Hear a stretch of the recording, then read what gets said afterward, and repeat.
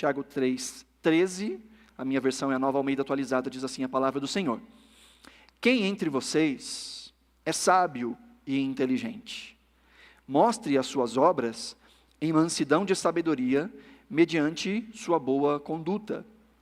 Se, pelo contrário, vocês têm em seu coração inveja amargurada e sentimento de rivalidade, não se gloriem disso, nem mintam contra a verdade. Essa não é a sabedoria que desce lá do alto. Pelo contrário, é terrena, é animal e demoníaca. Pois onde há inveja e rivalidade, aí há confusão e toda espécie de coisas ruins. Mas a sabedoria lá do alto é primeiramente pura, depois pacífica, gentil, amigável, cheia de misericórdia e de bons frutos, imparcial, sem fingimento. Ora, é em paz que se semeia o fruto da justiça para os que promovem a paz. Essa é a palavra do Senhor, que o Senhor fale aos nossos corações mediante a exposição da sua palavra no nome de Jesus. Amém? Queridos, nós temos meditado na carta de Tiago, como eu tenho dito todas as ministrações, essa é uma carta profundamente prática. Tiago está falando sobre o cristianismo na prática, ou cristianismo aplicado. Eu lembro que na época de escola, a gente aprendia na aula de matemática, algumas contas que a gente ficava pensando assim, para que é que eu vou usar isso na minha vida? Que diabos é hipotenusa? Que negócio é esse de cateto adjacente? Gente, esses teoremas, regra de 3, equação do segundo grau, estávamos aprendendo conceitos abstratos. Mas há um tipo de matemática que nós chamamos de matemática aplicada, que é quando nós entendemos para que é que serve o princípio. Uma coisa é eu dizer 2 mais 2 igual a 4. Outra coisa é eu dizer, Joãozinho tem 2 maçãs, e ele compra mais 2 maçãs. Quantas maçãs Joãozinho tem? Então é um cálculo que é aplicado à vida. É só quem precisa calcular o lado de um triângulo, que começa a procurar no Google qual é a fórmula para calcular o lado de um triângulo. É só alguém que precisa desenhar uma parábola, que precisa voltar para as matemáticas, para as teorias, a fim de aplicar aquele conceito que foi ensinado em algum momento, talvez de uma maneira um pouco mais mecânica para nós, porque não encontrávamos e não entendíamos o porquê. Qual é a necessidade disso? Sabe que o que Tiago está fazendo ao longo de toda a sua carta é exatamente mostrar que a fé é aplicada, que a vida cristã não é simplesmente um conjunto de conceitos. A vida cristã é vida. Tiago está nos ensinando que crer é ser. Nós somos o que cremos, e nem sempre o que falamos é de fato o que cremos. E às vezes podemos dizer que cremos em algo, mas aquilo que nós fazemos mostra que nós cremos em outro algo. Porque não basta falar. A vida cristã é uma vida encarnada. A fé é encarnada. Quem tem fé, de verdade, isso vai se manifestar na prática. Em outras palavras, Tiago está usando aqui vários exemplos, usando várias palavras diferentes, para que a gente possa pensar e responder uma pergunta muito simples. E a pergunta é: o seu cristianismo funciona? O seu cristianismo funciona? Essa é uma pergunta que Tiago está nos fazendo o tempo todo. Ou, a sua fé é fé de verdade? A sua fé é real? Essa é a pergunta que Tiago está fazendo ao longo de todos os capítulos. E desde o capítulo 1, ele vem lidando com o que é uma fé real. Ou o que é o cristianismo encarnado? O que é um cristianismo que funciona, um cristianismo que faz sentido? No capítulo 1, ele vai dizer que o cristianismo, ou que a fé, uma vez encarnada, nos faz lidar com as adversidades de maneira perseverante, de maneira confiante e até mesmo de maneira alegre. Tiago vai dizer que uma fé encarnada é uma fé que nos faz vencer e resistir às tentações.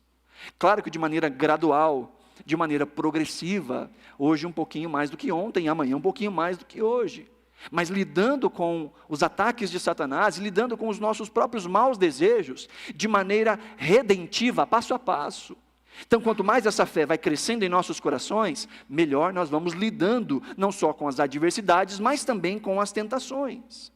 Tiago vai dizer que essa fé encarnada nos coloca numa ação de sermos praticantes da palavra, e não apenas ouvintes, que nos faz tratar os outros com o devido respeito, com a devida dignidade que eles têm, e não de maneira parcial, não de maneira polarizada.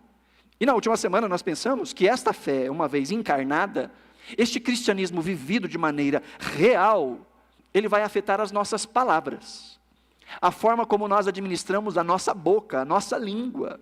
Tiago está falando então dessa fé que é encarnada, dessa fé que não é só discurso, ou dessa fé que não é só sentimento ou desejo, mas de uma fé que afeta a nossa existência toda, uma fé que é o alicerce para as nossas vidas. Uma fé que é vista nos sintomas, Há uma realidade, e essa realidade é visível pelos sintomas que essa realidade traz.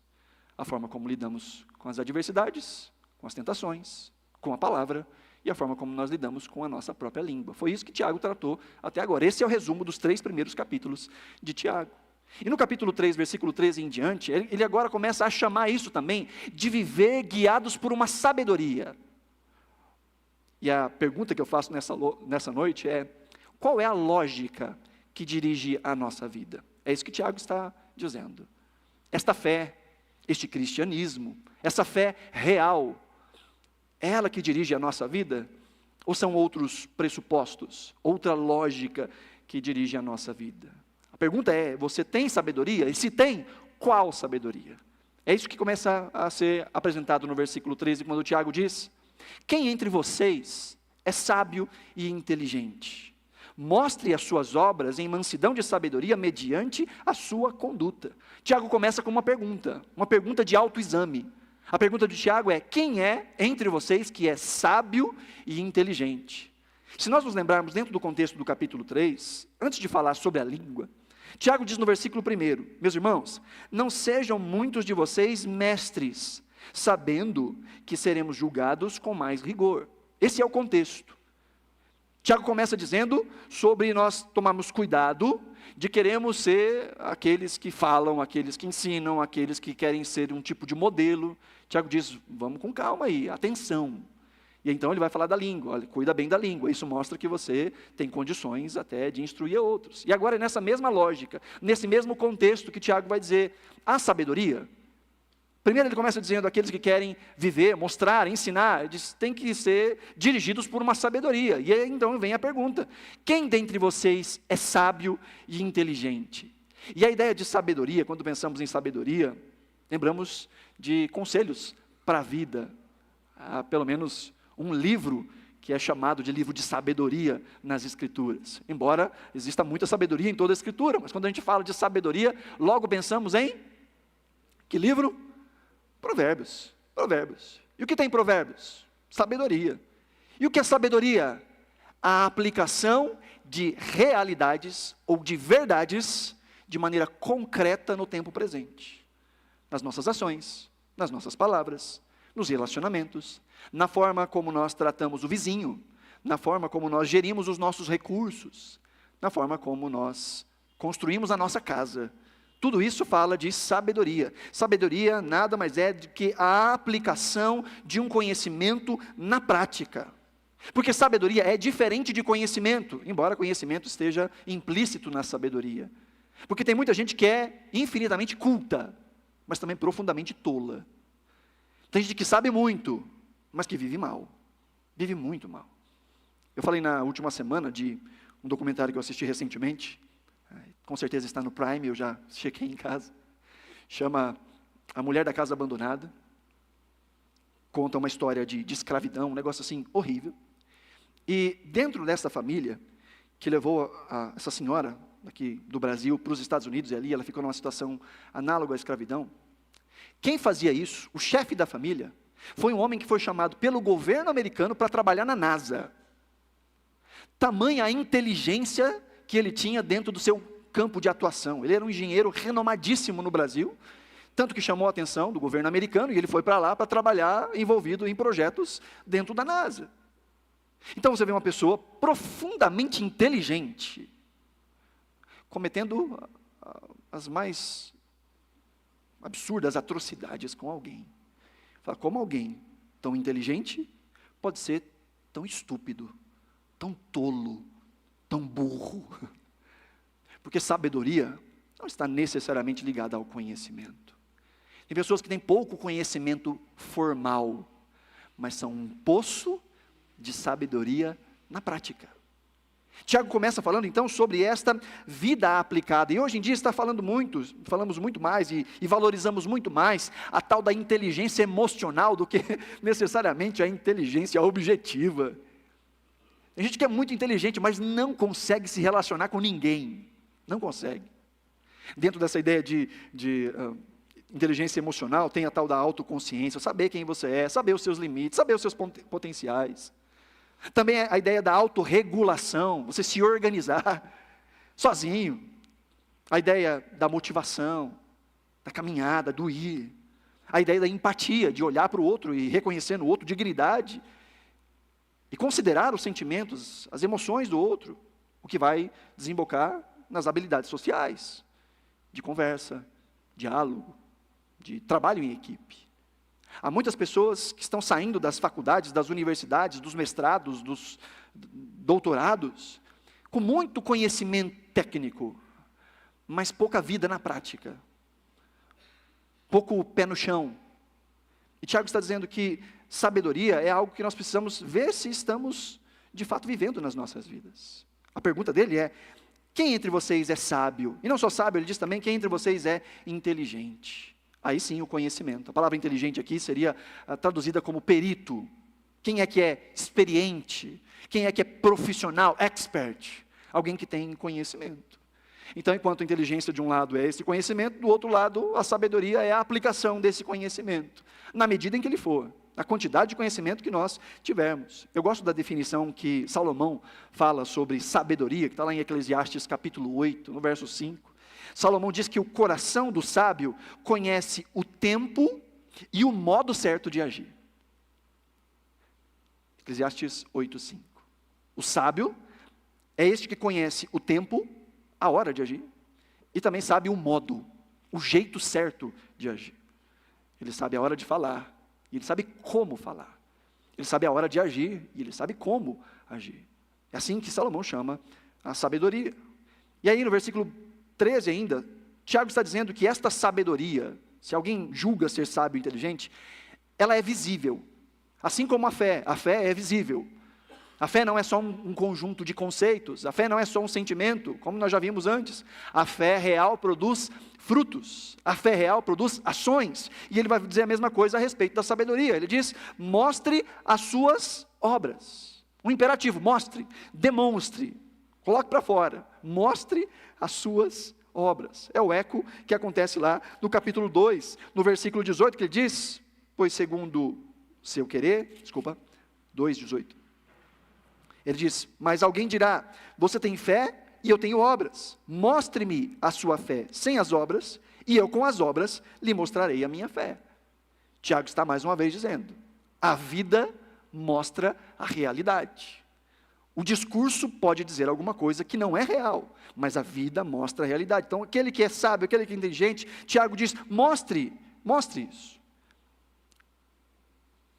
E assim como a nossa religião também precisa ser prática. Como ele vai dizer: olha, se você acha que é religioso, a religião que agrada a Deus é que nós venhamos a segurar a língua, a cuidar dos órfãos e das viúvas nas suas dificuldades e nos mantemos intocados em relação à corrupção desse mundo. Então a fé, ela é objetiva. A religião é objetiva. E a sabedoria é objetiva. Todo mundo vive por uma sabedoria. Seja a sabedoria de Deus, seja uma outra sabedoria que Tiago vai nos ensinar. Ele diz então que essa sabedoria é visível naquilo que ela faz e no porquê é que ela faz. Olha o que diz aí de novo, versículo 13, ele diz: mostre as suas obras em mansidão de sabedoria, mediante a sua boa conduta. Uma prova externa. A conduta é essa prova externa, ações concretas que testificam desse discurso. Não são só palavras, mas é a vida. É uma religião vivida, é uma vida de fato. O que ele chama de conduta, e não apenas atos isolados. Conduta é a caminhada. Conduta é um estilo de vida. Porque ser cristão não é ter atos isolados de crente, mas uma vida. Quando olham para nós e nos reconhecem como pessoas diferentes. Nós dizemos que aquele que está em Cristo é uma nova criatura. Mas como saber que alguém que está em Cristo é uma nova criatura? A gente faz um raio-x do coração da pessoa e fala, nasceu de novo, é nova criatura. Não, nova criatura tem novos hábitos, novas palavras, novas aspirações, novos posicionamentos. Aquele que nasceu de novo é reconhecido como alguém transformado. Como disse Charles Spurgeon, a graça que não nos transforma é graça que não nos salva.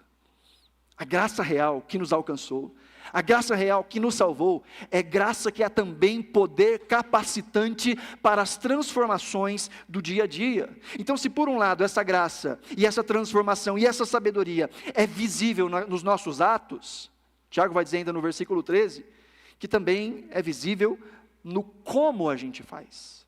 Não só o que, mas como a gente faz. Ele diz que essas obras sejam praticadas em mansidão de sabedoria. Mansidão ou em humildade. A ideia de mansidão, já disse isso repetidas vezes, não é fraqueza. Mansidão é força sob controle. Mansidão é autorregulação.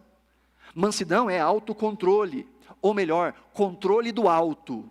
Mais do que o nosso próprio controle. Mas o controle de Deus nas nossas potencialidades para o mal.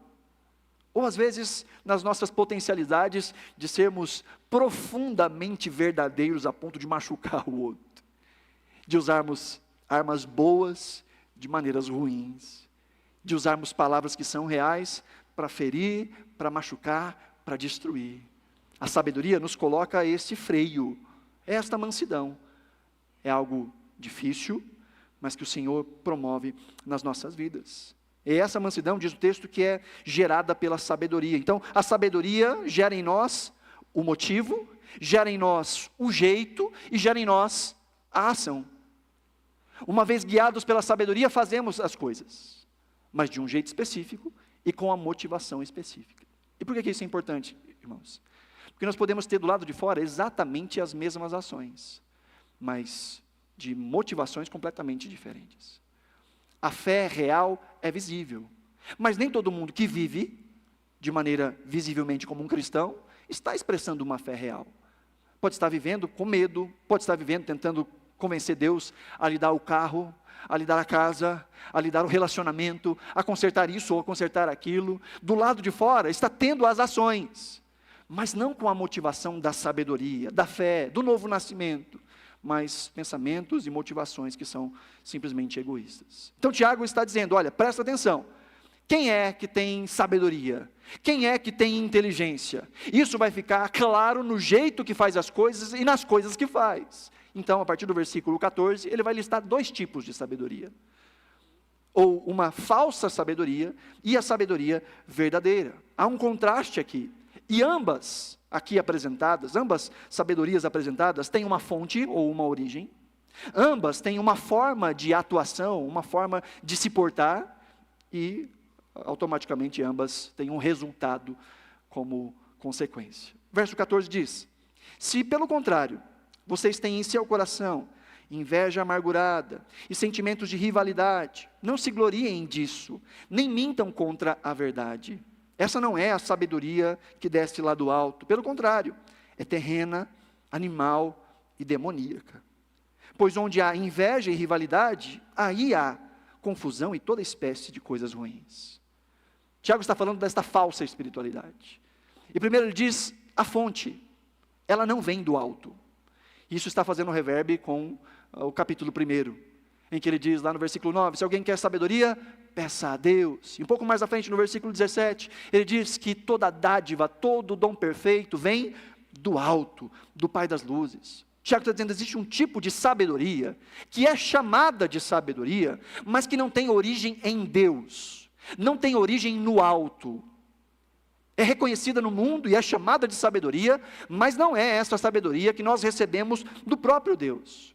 Ele diz aí no versículo 15 que essa sabedoria é terrena, animal e demoníaca. É terrena porque ela é baseada na lógica e nos valores desse mundo. Naquilo que este mundo, por exemplo, chama de sucesso, chama de felicidade, que chama de amor. É aquele foco muito grande no aqui e no agora, no materialismo. Ele diz, esta espiritualidade ou essa sabedoria que é baseada somente no tempo presente, que não considera a eternidade, que ouve a nossa cultura em todo o tempo, essa cultura que é narcisista, essa cultura que é do prazer, essa cultura que é do egoísmo. Há um tipo de sabedoria, uma sabedoria que diz, faça o que te faz feliz. Uma sabedoria que diz, casa, se não der certo, separa. O importante é tentar. Faça o que der na telha. Ou como diz uma famosa frase, estampada em camisetas, em carros, e repetida à exaustão, carpe diem. Aproveite a vida. Sabe que havia um grupo de gentios no Novo Testamento, que tinham a seguinte frase, comamos e bebamos, porque amanhã morreremos. Só se vive uma vez, então vamos viver ao máximo, e por viver ao máximo está falando, aproveite todos os desejos da carne, satisfaça todas as suas vontades, pode ser que não exista amanhã, é um tipo de sabedoria. Tiago está dizendo, essa não é a sabedoria que vem do alto. Essa sabedoria, ou pretensa sabedoria, é uma sabedoria que é terrena. E pense, queridos, quais são os modelos que mais são famosos na internet, que arrastam multidões, em palestras, em coaches e tudo mais? São aqueles que dizem, olha, você vai ganhar o seu primeiro milhão em não sei quanto tempo, me segue, arrasta para cima aí, ó. Vem comigo. Que focam em todo o tempo, apenas o tempo presente. Veja, não há nenhum problema em sucesso, não há nenhum problema em ter uma vida financeira estável, e nem ser rico, não há problema nenhum nisso. O problema é quando o nosso coração faz de tudo somente por essas coisas. Que aplicamos a nossa energia somente nas coisas transitórias, que vão ficar no aqui e no agora. Não empenhamos essa mesma força naquilo que é espiritual, transcendente, eterno. Não empenhamos a mesma disposição, não empenhamos a mesma resiliência naquilo que glorifica a Deus e que constrói o nosso caráter, a imagem de Cristo.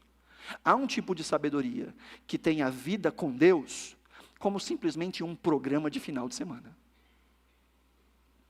Ou simplesmente para eu colocar e riscar uma caixinha específica no censo do IBGE. Qual é a sua religião? Crente. Não sei se tem essa caixinha. Evangélico. A pergunta de Tiago é simples. O seu cristianismo funciona? Ele diz que existe uma sabedoria, que ela é baseada somente no aqui e no agora.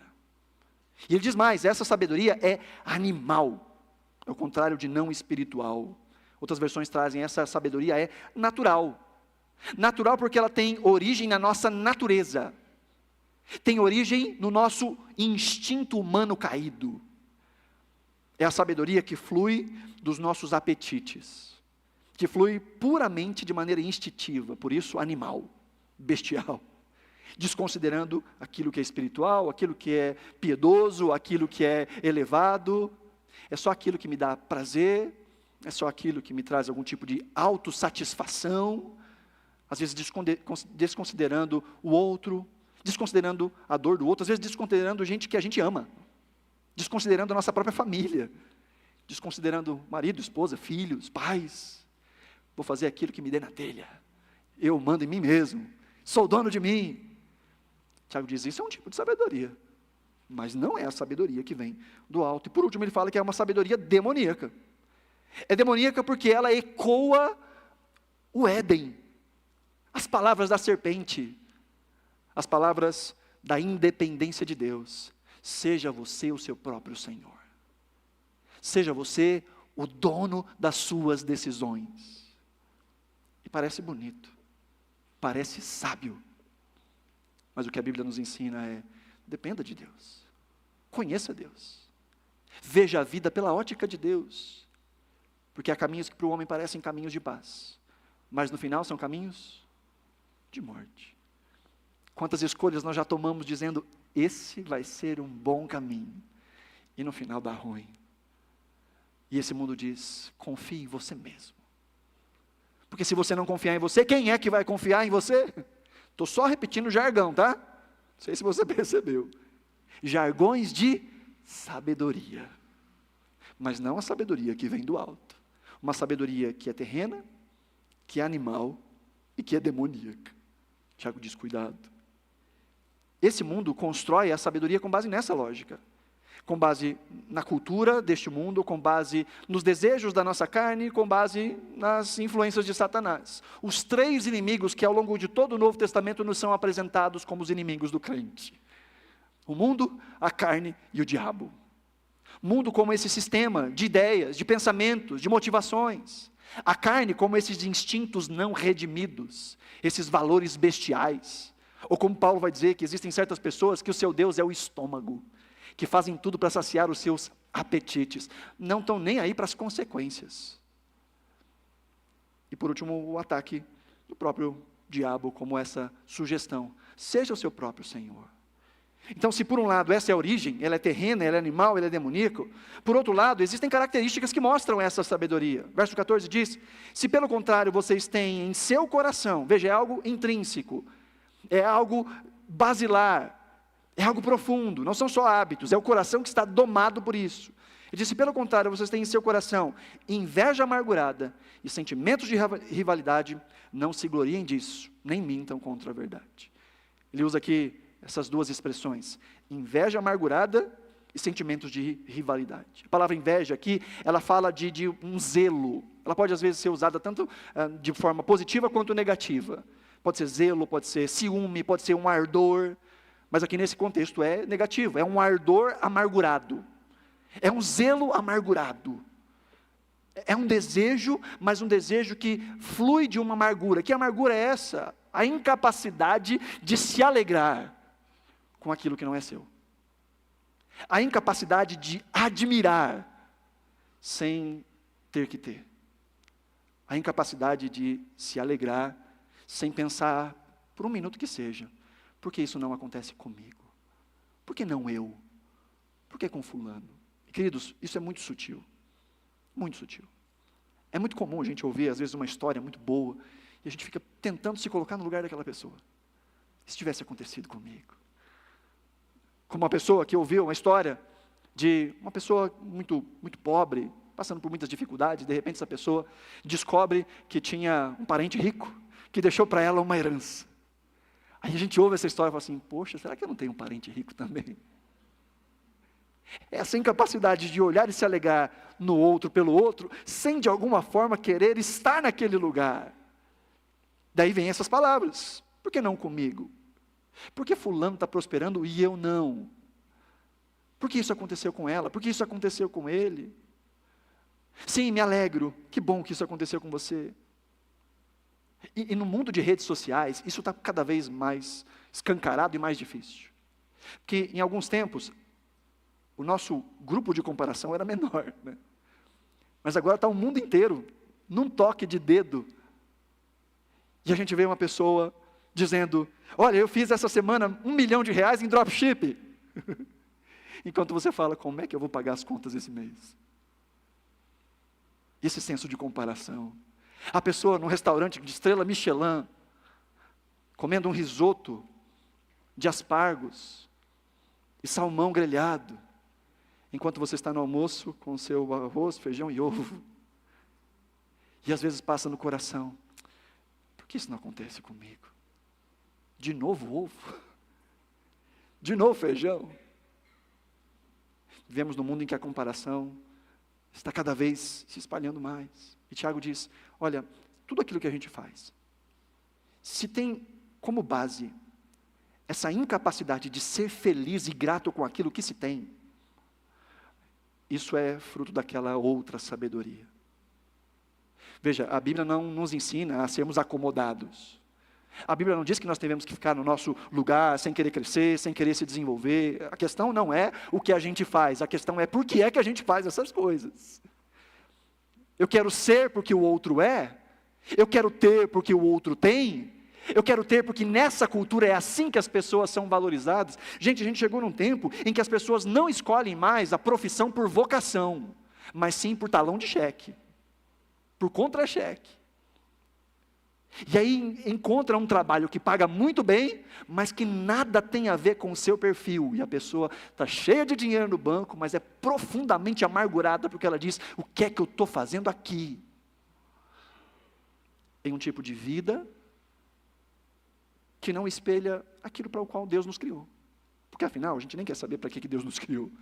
A gente só quer saber o que paga mais. Infelizmente, queridos, isso é o que muitos pais ensinam aos seus filhos. Pergunta para o filho, o que você quer ser quando crescer? Aí o filho fala, não sei. Eu trabalhei em seminário durante muitos anos. E eu ouvi essa história várias vezes. De um filho ou uma filha chegar para a mãe e dizer, eu quero ser missionário. E o pai dizer, como é que você vai comer? Como é que você vai ganhar dinheiro? Como é que você vai se sustentar? Em que hoje, sim, nós temos que pensar em todas essas coisas, mas hoje as vocações são muito mais definidas pelo contra-cheque, do que para aquilo que de fato eu sirvo, para aquilo que de fato ressoa no meu coração. E ressoar no coração pode ser qualquer coisa. Pode ser que você se entenda, eu fui chamado por Deus, é a minha vocação, é o meu amor, construir casas, é o meu amor, cuidar de crianças na pré-escola, é o meu amor, ser alguém que é um operador da justiça, alguém que cuida da saúde, física ou mental, é entender o que é que Deus plantou no nosso coração. A famosa pergunta, para que é que eu vim? O que eu estou fazendo aqui? Por que dos espermatozoides eu fui o mais rápido? Por quê? Porque Deus me colocou nesse mundo. Essa é uma pergunta importante de se fazer. Mas nessa cultura massificada, todo mundo quer ser youtuber, todo mundo quer ser influencer digital, todo mundo quer ganhar dinheiro, trabalhando o mínimo possível, ainda que isso não tenha nada a ver com o seu perfil. Tiago diz, olha, tudo que é feito com base aí nessa inveja amargurada. Lembra dos exemplos de José e seus irmãos? Os irmãos de José queriam o lugar de José. Pensa em Caim e Abel. Um queria o lugar do outro. A Bíblia vai nos dizer que Jesus foi crucificado quando os líderes do povo, os mestres da lei, com inveja, tentam de todas as formas levar Jesus para a condenação. Porque tinham inveja de Jesus. Então Tiago está dizendo que essa sabedoria mundana é a sabedoria que quer nos colocar no lugar do outro, que não consegue se alegrar com o outro sem querer ser o outro. Tiago diz, cuidado, porque isso é muito sutil. É muito sutil. Eu querer me desenvolver porque é isso que Deus me fez para ser, ou eu simplesmente querer ser o que o outro é, ou os padrões humanos, mundanos, animais desse mundo sobre o que é felicidade. Depois ele diz de sentimentos de rivalidade. Outra versão traz ambição egoísta. E esse termo é um termo muito particular, que era um termo que era usado dentro da política, para pessoas que queriam ascender a um cargo simplesmente para ter os seus próprios interesses cumpridos. Paulo fala sobre isso lá em Filipenses, no primeiro capítulo, no capítulo 3. Ele fala de gente que pregava o evangelho por satisfação própria, e não por glória ao Senhor. E ele fala, olha, cada um deve olhar para o outro e considerar o outro, e não somente as suas próprias coisas. A ambição egoísta é exatamente essa, ou essas rivalidades, é exatamente isso, que diz, eu vou fazer, custe o que custar, ainda que eu machuque a minha família. É a pessoa que escolhe, ainda que isso machuque o esposo, a esposa, os filhos. Não, isso é o melhor para mim. Mas isso vai te afastar dos seus filhos, mas esse é o melhor para mim. Mas isso vai acabar com a sua saúde, mas isso é o melhor para mim. Mas isso vai te afastar de Cristo, da igreja, da comunhão. Não, mas isso é o melhor para mim. Gente que se esforça pensando apenas em si e não considerando o outro. E se machucar o outro, que pena. Mas eu vou fazer o que é melhor para mim. Tiago diz, esse é um tipo de sabedoria. Não é sabedoria verdadeira, é uma falsa sabedoria. E qual é o resultado? Verso 16 ele diz, pois onde há então inveja e rivalidade, aí há confusão e toda espécie de coisa ruim. O resultado de quem vive essa vida e essa lógica, o que é? Confusão e coisa ruim. Confusão e coisa ruim. Às vezes você pode dizer, Jean, esse é o sinônimo do meu casamento, confusão e coisa ruim. Ou esse é o sinônimo do meu ambiente de trabalho, confusão e coisa ruim. Ou isso tem sido o meu coração nesses últimos dias, confusão e coisa ruim. Tiago diz que quando nós operamos por essa lógica, que não é lógica que vem do alto, diz o resultado é confusão, é desordem, é caos. E é por isso que o mundo está do jeito que está. Por isso que esse mundo é confusão e coisa ruim. Porque nós vivemos num mundo que despreza Deus. Despreza. Que é contra Deus. E infelizmente há muitos cristãos que desprezam a Deus, de maneira objetiva. Com a boca diz, eu creio em Deus, mas com a vida vive num outro trilho, num outro caminho. Tiago diz, não dá para lançar uma semente e querer uma outra coisa. Não dá para plantar abóbora e querer colher chuchu, não dá. Escolha semente. Se você não quer continuar colhendo as mesmas coisas, o que você precisa é mudar a semente. Plante outra semente. Ou nas palavras que dizem ser de Albert Einstein, tolice, loucura, é querer resultados diferentes, tendo exatamente as mesmas ações. É loucura.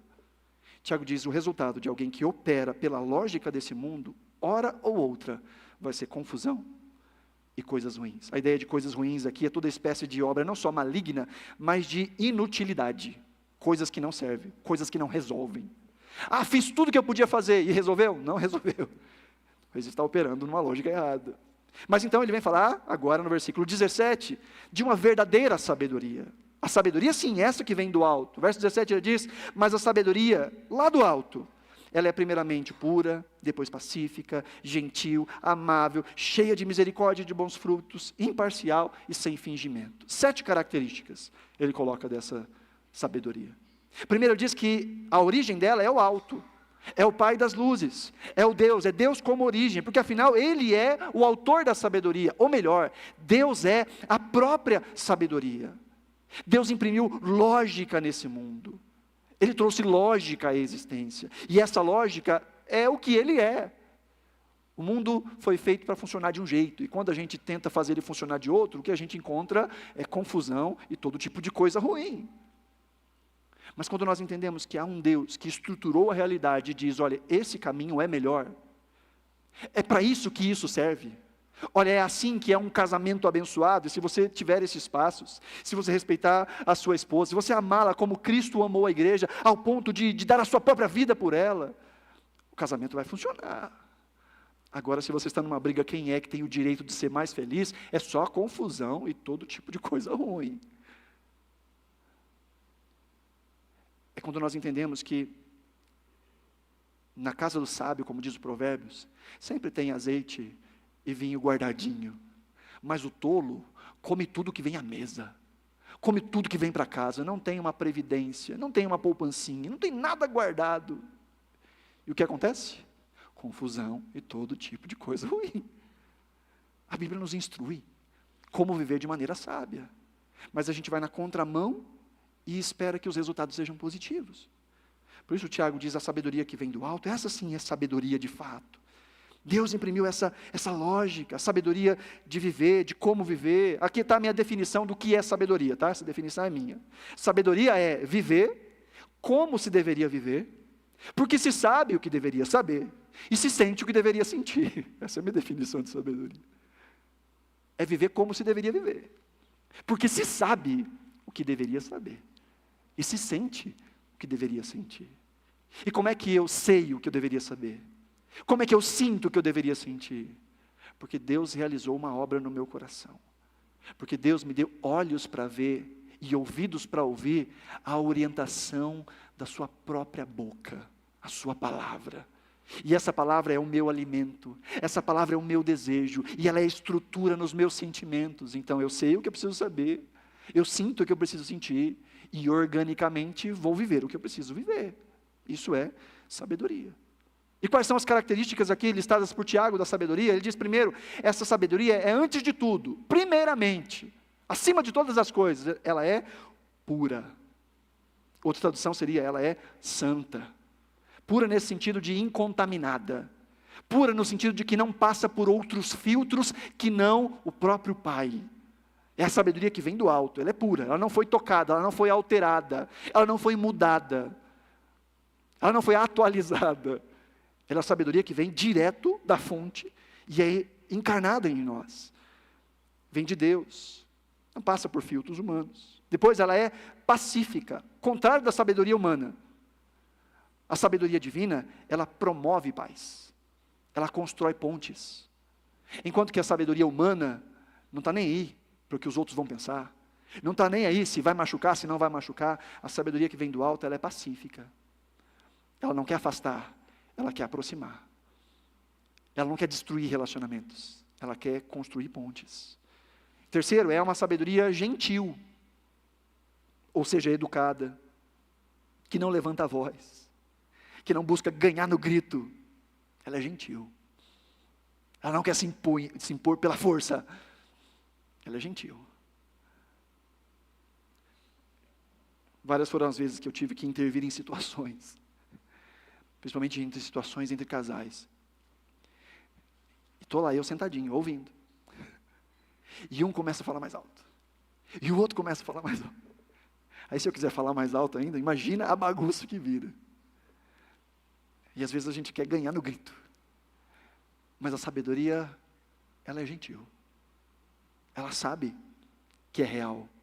Ela sabe que é verdade. Então ela não precisa se impor na força e no grito. Quarto, ela é amigável. A tradução aqui seria de fácil persuasão. A ideia aqui é de alguém que seja tratável. A sabedoria, ela não é teimosa. É ensinável. Já viu gente que mesmo sabendo que está errado, continua insistindo? Porque não tem humildade para dizer, você está certo. Eu estou errado. Diz a sabedoria verdadeira, ela sabe baixar a cabeça. Pode ser que eu acreditei em algo a minha vida inteira, e de repente vem alguém e destrói o meu castelinho de areia. Assim, olha o que você acreditou até agora, desculpa, não se comprova. E é claro que isso é desafiador. Ninguém gosta de ouvir que está errado. Ou você gosta? Alguém fala, você está errado. Gosta não, eu não gosto pelo menos. Eu não gosto. Minha esposa, de vez em quando, fala que eu estou errado. Do momento que eu acordo até a hora que eu vou dormir. Se eu falo eu estou errado, se eu não... Ninguém gosta de ouvir que está errado. Mas a sabedoria, a verdadeira, ela é tratável. Ela é persuadível. Ela não fica argumentando só para mostrar que está certa. Ela ouve, ela considera. Se os argumentos são verdadeiros, ela aceita, por mais desconfortável que seja. E essa sabedoria também, diz o texto, ela é cheia de misericórdia e de bons frutos. É a sabedoria que considera o outro. É uma sabedoria empática, que considera a dor do outro, que considera o que ele precisa, que considera até quem não merece, na lógica desse mundo, ser considerado. Porque ela é cheia de misericórdia e de bons frutos. Ela é frutífera, ela é prática. Por último, aí duas últimas características. Diz que essa sabedoria também é imparcial. A ideia de imparcial é coerente, que não trata as pessoas com posturas diferentes. Já viu gente que passa pano para gente que gosta e que desconsidera verdades que gente que ela não gosta fala? Já viu isso? Não, o que o outro fala, porque ele não é do meu time, porque ele não é do meu ciclo, tudo que ele fala eu já desconfio de prévio. Eu já nem quero ouvir, mas é verdade. São fatos. Não, mas essa pessoa eu não dou crédito. Mas ela não está falando uma mentira, ela está falando a verdade, mas eu não dou crédito. Enquanto gente que a gente gosta, às vezes fala as maiores barbaridades e a gente procura um jeito de passar pano. Não foi bem isso que essa pessoa quis dizer. Eu acho que a pessoa quis dizer isso, aquilo. Isso é não ser imparcial. Isso é ser completamente parcial. A sabedoria considera o que é dito, não só quem diz. Porque a verdade é verdade, ainda que ela esteja na boca do mais ímpio dos homens. Assim como a mentira é mentira, ainda que ela esteja na boca do homem mais piedoso. Analisa-se objetivamente. Tiago diz, a sabedoria que vem do alto, ela é imparcial. Ela não diz que vai receber ou não, baseado em preferências. mas baseado na verdade. E por último diz que ela é transparente, ou seja, ela é autêntica. Ela é sem fingimento, sem hipocrisia, sem máscara, sem falsidade. Ela não finge ser o que não é. Ela não representa um papel em cada ambiente. Essa sabedoria faz a pessoa ser o que ela é em todo tempo. Já viu gente que, para falar em público, parece que muda a voz, né? Imposta a voz? Isso acontece com muito pregador. Você vai conversar com a pessoa é de um jeito. Aí ela vai falar, imposta. Queridos irmãos e irmãs. Parece um pombo com o peito estufado. Usa palavras que ninguém usa, em momento nenhum em uma conversa. Muda, vira outra coisa. Já viu aquela pessoa que é uma coisa entre os amigos do trabalho e outra coisa entre os irmãos da igreja? Não é essa sabedoria que vem do alto, porque a sabedoria do alto é transparente. O que é. Eu tenho os meus problemas, eu tenho os meus defeitos, eu tenho os meus pecados, e eu não fico escondendo isso de um lado ou do outro. Se em algum momento passou na sua cabeça que eu não peco, desculpa te desapontar, mas eu sou um pecador. Pergunta para minha esposa. Não, pergunta não, melhor não. É entender, gente, que nós somos o que nós somos. Os nossos limites é não fingir algo que não é. A sabedoria real, a sabedoria que vem do alto, ela é transparente. Assume as suas debilidades e reconhece também os seus potenciais. Já viu gente que quando você elogia a pessoa, ela não sabe receber elogio? Durante muito tempo da minha vida foi assim. Alguém chegava no final da pregação e falava assim: pastor, que palavra maravilhosa. Sabe qual era a minha resposta? A glória seja dada a Deus. Fingido. Não tem erro nenhum em dizer obrigado. Obrigado pelo encorajamento. Obrigado por essa palavra. Obrigado. A falsa humildade não é humildade, é falsidade. E a verdadeira sabedoria reconhece. Eu sei quem eu sou. Olha, eu sei que eu sei fazer um bolinho gostoso, viu? E tem coisa que eu não sei fazer. A verdadeira sabedoria reconhece potenciais em si e no outro. E reconhece os defeitos que tem em si e as debilidades que tem no outro. E não joga na covardia. A verdadeira sabedoria é transparente. É sincera. É sincera na medida certa. É sincera não querendo machucar. É sincera querendo construir. É dizer, olha, tem isso aqui que é um ponto cego na sua vida e você precisa mudar. Mas eu não estou dizendo isso porque eu quero mostrar que eu sou superior a você. É porque eu te amo e eu quero o seu bem. Essa é a sabedoria. Transparente. Sem fingimento. Não é aquela que fala bem de você na frente e mal nas costas. É aquela que fala mal de você na frente e bem de você nas costas. Que protege você. Mas que fala onde precisa mudar. E o sábio é esse, que sabe dosar bem as palavras. Tiago está dizendo que a sabedoria que vem do alto tem essas características. E é por isso que ela precisa ser humilde. Como diz lá o versículo 13, tem que ser com mansidão. Porque se não for com mansidão, não dá para você reconhecer a santidade e a instrução de Deus sem humildade. Não dá para você querer apaziguar, ser pacífico, sem ser humilde. Senão você vai estar sempre em guerra, o tempo todo, para mostrar que você que está certo. Sem humildade, você vai ser truculento, você vai ser áspero com quem pensa diferente de você. Vai falar mais alto, vai trucar mais alto, porque não gosta da pessoa. Sem humildade, você vai ser truculento. Sem humildade, você não vai dar o braço a torcer, ainda que o outro tenha razão. Sem humildade não dá. Sem humildade você vai pensar só em você e desconsiderar as necessidades do outro. Sem humildade você vai tratar com equidade somente aqueles que concordam com você. E de maneira completamente diferente, quem discorda de você. Vai tratar com partidarismo. Sem humildade, nós não vamos ser autênticos o tempo todo. Ainda mais se isso de alguma forma trouxer algum ônus para nós. Não vamos ser transparentes. Por isso Tiago diz que essa sabedoria que vem do alto, ela só é possível com humildade. E eu não sei se você percebeu, mas de todas essas características, nós estamos falando de uma pessoa. Jesus. Jesus em todo tempo foi sabedoria. Jesus foi esse que foi santo, pacífico, gentil, amigável, cheio de misericórdia, cheio de bons frutos, imparcial, transparente. Jesus foi esse que elogiou os gentios, que elogiou gente que não era seu discípulo, e disse para um homem: olha, não vi em toda Jerusalém uma fé tão grande quanto a sua. E ele nem era do time de Jesus. Jesus foi transparente, imparcial. Da mesma forma, quando os fariseus faziam coisa errada e Jesus condenava, quando Pedro falou para ele: Senhor, não faz um negócio desse contigo, não vai para Jerusalém ser morto, que isso? Jesus foi imparcial, ele disse: para trás de mim, Satanás. Não é porque você é meu amigo que eu não vou te repreender, não é porque você é meu amigo que eu não vou dizer: você está errado, você está fazendo o papel do capeta, você está dando ouvidos a Satanás. Ser imparcial. Tudo isso aqui é o retrato de Jesus. Porque afinal, sabedoria é viver como Cristo viveu. Porque Ele é a sabedoria de Deus. Então dizer que eu quero ser sábio é dizer: eu quero ser semelhante a Jesus. Falar como Ele falou, andar como Ele andou, tratar como Ele tratou. Agir e reagir como Ele fez. Já falei isso mais de uma vez. É fácil mascarar ações. Difícil é mascarar reações.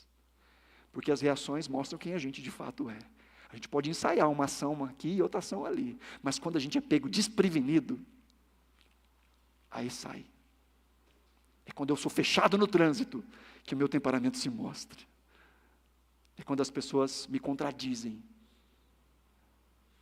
Então, Tiago está dizendo que o resultado, verso 18, diferente e em contraste com o resultado da falsa espiritualidade, da falsa sabedoria, que gera confusão e todo tipo de coisa ruim. Verso 18 diz: ora, é em paz que se semeia o fruto da justiça para os que promovem a paz. Em paz é o jeito que se semeia os frutos da justiça.